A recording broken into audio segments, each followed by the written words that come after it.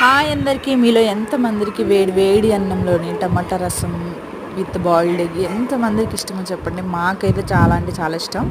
మా బావ అయినా, మా హస్బెండ్ అయినా, నేనైనా, మా ఫ్యామిలీ మెంబర్స్ అయినా చాలా ఇష్టంగా అయితే తింటాము. సమ్మర్లో ముఖ్యంగా ఇలాంటి చారు చేసుకొని తినాలి.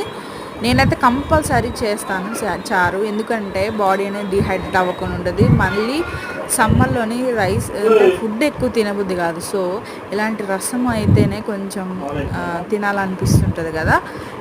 అలాగే డీహైడ్రేట్ అవ్వకుండా కూడా ఉంటుంది బాడీ.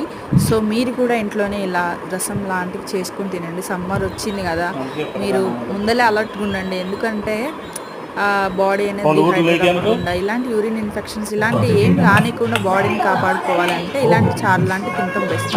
సో మీలో ఎంతమందికి ఇలాంటి రసాలు ఇష్టమో లైక్, కామెంట్, సబ్స్క్రైబ్ అయితే చేయండి. Thank you so much.